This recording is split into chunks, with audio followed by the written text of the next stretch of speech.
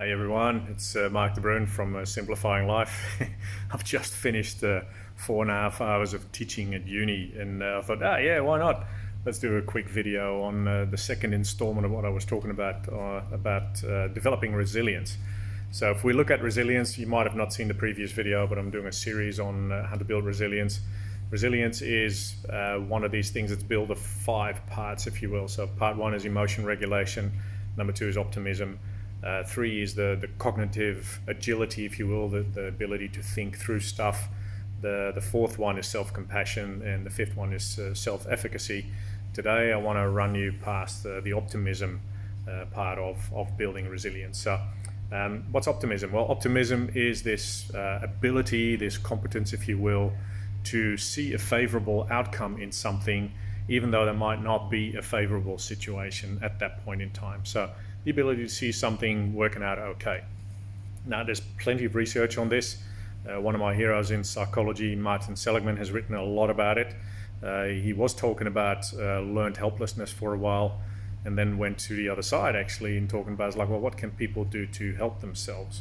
So he describes optimism in a way, based on his research finding, as this thing that allows us to, well, now let's put it differently. He sees it as the belief that something will work out okay, rather than looking at the actual situation being okay, if that makes sense. So even if a situation is horrible, not to your liking, detrimental, destructive, whatever else, optimism says, well, regardless of that, I'm still willing to believe and look at a way to escape that, to come up with a more favorable outcome for me.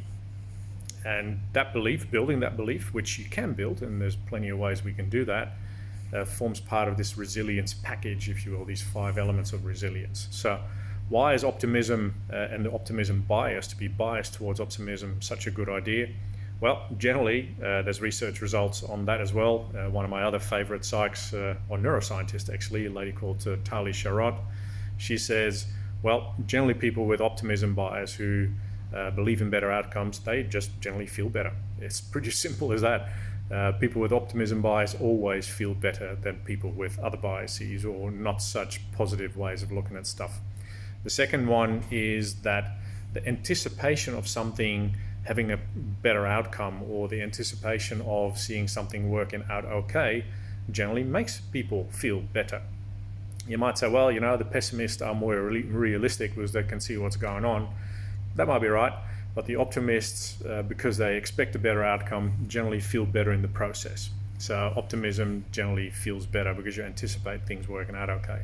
And then there's a third reason that says not only does optimism subjectively feel better, so you feel better because you're an optimist, there is plenty of research that now also indicates that objective results improve as well. So if you have optimism bias, there are lots of chances for you to actually do better, to create better results, and to have better health as well. So it seems to have a major impact on our biological well-being as well, and you generally create better results. That's what the research shows. So that's number 2.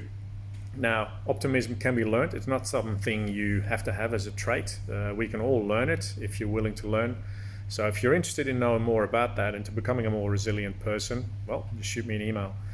Book a bunch of sessions with me. You know where to find me. Find me on Facebook, LinkedIn, send me an email, leave me a Google business review, whatever you want to do, but get in contact with me and we'll talk about that. So next video in this 5-part series will be a little bit more about this cognitive agility, the way to think through stuff and to get our cogs involved, our brain cogs. So I hope this was useful. Let me know if you got any questions. I look forward to hearing from you. Have a great day.